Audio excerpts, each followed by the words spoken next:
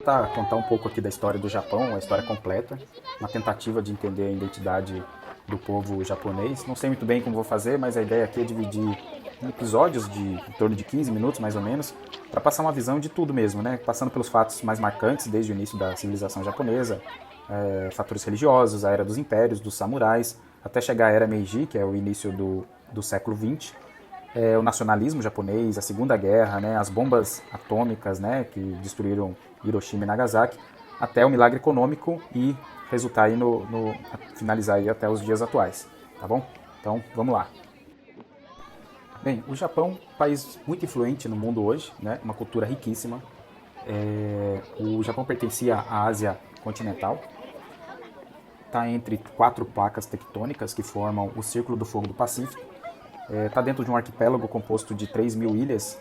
A maior delas é Honshu, que é onde fica Tóquio e as outras grandes cidades, como Osaka, Kobe, Kyoto. No norte tem a ilha de Hokkaido, mais embaixo Shikoku, mais ao sul é a ilha de Kyushu e tem também o arquipélago de ilhas de Okinawa, inclusive com base americana lá. A topografia japonesa é composta basicamente por colinas e montanhas. 73% da geografia japonesa não é habitável, ou seja, só 27% é habitável. O ponto mais alto do Japão é o Monte Fuji, que é o mais conhecido aí, com mais de 3.600 metros de altura. A história do Japão começa na pré-história, aí, datado aí de mais de 30 mil anos antes de Cristo, com a formação de pequenas tribos que começaram a se reunir e formar agrupamentos maiores. Viviam basicamente de frutas, caça, pesca, mariscos. Já sinais de religião nesse período, de 5.000 antes de Cristo, quando foram encontradas estatuetas, né, místicas chamadas de Dogu, tanto no Japão quanto na Coreia, que é tipo tem uma aparência de um bonequinho e era encontrado em vários locais. Já em 200 anos antes de Cristo, o Japão já tem a cultura do cultivo do arroz. Nesse período já a população já passa de 1 milhão de habitantes. É quando começa a formar as primeiras classes dominantes e disputas pelo poder. Há registro do primeiro imperador, que foi Jimmu, inclusive data a fundação da criação do Japão, que hoje é comemorada a data de 11 de fevereiro de 660 a.C. Então, mas não há provas, né, da existência desse imperador e nem dos outros 28 imperadores. Não há fatos históricos que comprovem a existência desse imperador. É mais uma questão de lenda. Ele seria aí uma divindade descendente de uma deusa do sol, que seria Amaterasu, né? Então, era comum o imperador ele ter essa figura como uma divindade, porque da mesma forma que funcionava no Egito Antigo, onde o faraó era um deus, um semideus, você atribuindo a figura do imperador a uma divindade, era mais fácil controlar assim a população.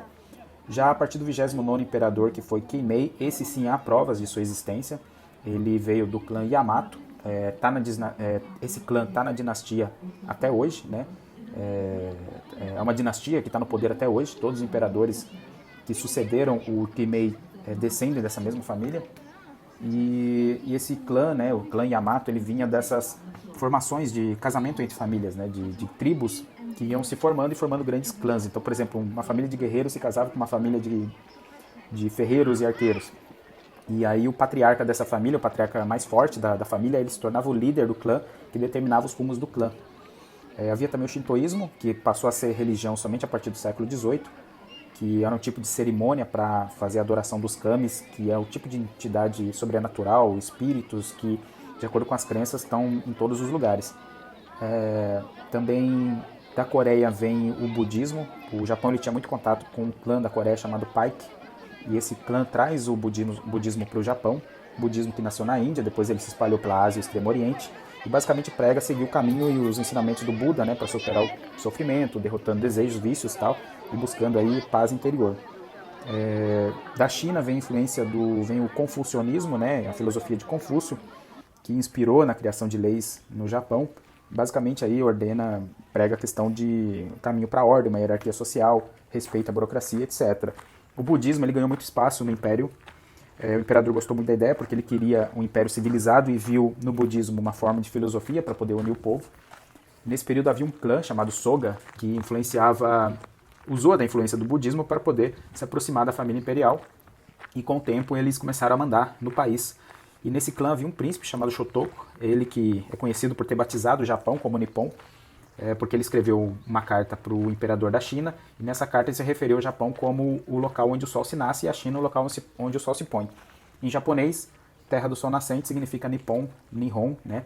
E só que o nome Japão mesmo ele foi vir depois, através de algumas alterações dialéticas em relação ao que os povos da Malásia e da Indonésia eles chamavam o Japão de Jipang ou Jepung, e aí os portugueses anotaram isso alterou aí, veio com o tempo aí a nomenclatura Japão. Esse príncipe Shotoku foi quem disseminou mais o budismo no Japão, ele construiu mais de 400 templos no arquipélago e morreu em 622. Depois que ele morreu, houve uma disputa para poder tomar o poder e que tinha ali aquela proximidade com o Império, né? Então, uma família matou o líder da família do clã Soga, e essa família que matou foi a família Fujiwara, que assumiu o poder, e assim que eles assumiram, eles implementaram uma reforma, que ficou conhecida como a Reforma Taika, onde eles pegaram todas as terras que eram cultiváveis e passaram a pertencer a essas terras passaram a pertencer ao governo, e depois o governo distribuiu para o povo, né? E as armas também ficaram nos depósitos do governo. Nesse período a capital ela mudava muito de lugar, por conta de sempre que um imperador morria numa cidade, aquela cidade se tornava impura, então não podia mais ser capital, tinha que alterar. Só parou de ter alternância de capitais com a chegada da imperatriz Keimei em 710, onde a capital ficou definida como Heijōkyō, que hoje é Nara, e aí depois disso virou um polo comercial e cultural muito forte. Só que fora da capital, fora dessa cidade, o povo passava muita fome.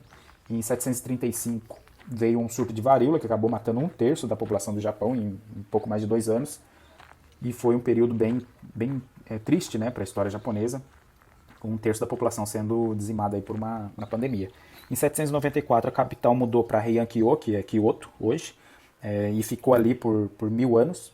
E destaque interessante a arquitetura, né, japonesa, que tem uma origem chinesa, mas ela foi ganhando características próprias com o tempo. As casas são feitas de madeira e paredes de papel de arroz, não pela abundância de madeira ou arroz na região, mas sim por serem leves e para suportar o terremoto. Então aí é interessante ver a capacidade de aprender e melhorar, né, a situação que tem o povo japonês. Então nesse período ganha muita força no Império a questão da estética, que acabou sendo algo de muito valor para o Império. Então tudo que tinha muita beleza, tudo que eles valorizavam muito a questão da beleza, da aparência, da estética, da arquitetura. As pessoas tinham que se enfeitar muito, as roupas começaram a ter significados.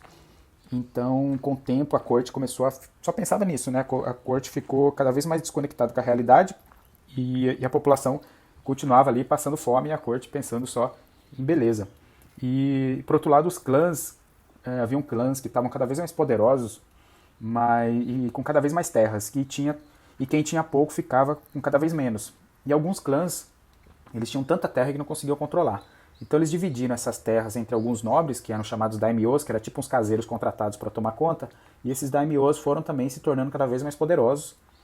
E o país, como já estava muito fragmentado, começou a também sofrer invasões, assim, de um clã invadir o outro, né? De um daimyo invadir o outro, né? E aí surgiram, para proteger essas terras, esses daimyos criaram uma espécie de guerreiros, que eles contratavam nas próprias províncias, treinavam, e eles tinham espadas para poder defender essas propriedades. E esses guerreiros eram os samurais, né? Foi aí que começa a história dos samurais. E esses nobres daimyos, eles começam a fazer aliança com outros daimyos, e aí começa a surgir também exércitos. E lá na corte já havia uma disputa muito grande de poder entre 3 famílias, principalmente. A família Fujiwara contra as famílias Taira e Minamoto. Então a família Taira e Minamoto, elas não eram necessariamente amigos, mas elas se juntaram para poder derrotar os Fujiwara, que foram destruídos. Né, os Fujiwara foram totalmente destruídos, isso aconteceu em 1153. Aí em 1180 os Taira lutaram contra os Minamoto, e aí o Taira venceu e os Minamoto foram derrotados, só que o líder Minamoto não foi morto, ele fugiu, e depois de 3 anos depois a família Minamoto voltou e derrotou os Tairas, e acabou ficando a vitória com o clã Minamoto em 1185. E é nesse período que os militares assumem o poder, os militares chamados de Bushi, ou samurais, né, que a gente conhece, e eles é a primeira vez que os samurais, aí, que é uma elite militar mais poderosa que a aristocracia, inclusive, assume o poder no Japão. Isso no início do século XX, né, do século XII, desculpa. Os samurais, ele era uma classe elitizada militar, né, onde para você se tornar um samurai, você precisava ser filho de um samurai. Então, era uma ascendência aí hereditária. eles agiam basicamente pautados pela lealdade ao mestre, né, ao proprietário de terra. Inclusive, eles não seguiam o mestre, se ele fosse fraco ou não tivesse carisma ou coragem, ele acabava não conseguindo reter os samurais, que passava a seguir outro samurai, outro daimyo, no caso. E além dos samurais que tinham líder, tinha os ronins, que eram samurais sem líder, sem mestre, no caso. Eles eram pessoas aí que são guerreiros, né, que vagavam pelo Japão, oferecendo trabalho em troca de comida, hospedagem. Eram muito temidos porque eles não tinham mestre e também por não ficarem presos ao código de honra dos samurais. Ronin significa homem onda, que é sem destino, sem propósito. Os samurais eram pessoas assim que dedicavam-se muito a proteger as terras e o Japão, mas também eles gostavam de arte, poesia, filosofia. Eram os militares, soldados, a mesma coisa. Era uma figura aí das mais importantes na era do Japão feudal. Era muito fácil reconhecer um samurai, sempre andava com 2 espadas no obi, que é o cinturão, né, que prende o kimono na região da cintura. E nisso começa o período feudal, né, o feudalismo que começou na Europa, na Idade Média, que foi um modelo econômico e político, onde o senhor feudal ele tinha grandes porções de terra e partes dessas terras ele dividia entre trabalhadores e famílias em troca de lealdade. E no Japão era muito parecido, só que um pouco diferente da Europa, porque na Europa haviam vários reinos e cada um com seu senhor feudal. No Japão não, tudo era controlado por um governo central que era o shogun. Em 1192, aí assume o primeiro shogun, né? Era o Iemitomo Minamoto, do clã Minamoto, e ele foi declarado shogun, e foi a primeira vez de um samurai no poder. Ele era um general, né, um grande general com poder político, que mandava no Japão. Para ser shogun, precisava ser nomeado por um imperador, então o imperador nomeava o shogun, e esse Minamoto, quando assumiu, ele quis distância da corte imperial, então ele preferiu ficar em outro local. Ele foi para Kamakura, que era um forte cercado de montanhas e acesso fácil ao mar, e lá inicia o período shogunato, e esse shogunato de Kamakura vai até 1333. Minamoto morreu em 1199, não deixou herdeiro, e quando ele saiu, na saída dele, na morte dele, no caso, a solução que eles deram foi criar um cargo de regente, que era um cara que ficava nos bastidores dando as ordens para o shogun. Então o imperador ele não mandava nada, porque quem mandava o shogun, e o shogun não mandava nada, quem mandava era o regente. Foi um período bem confuso, tá? Ficou um pouco longo aqui já. No próximo a gente vai continuar aí para explicar como é que foi essa questão da ascensão e queda do shogunato de Kamakura. Valeu, tamo junto!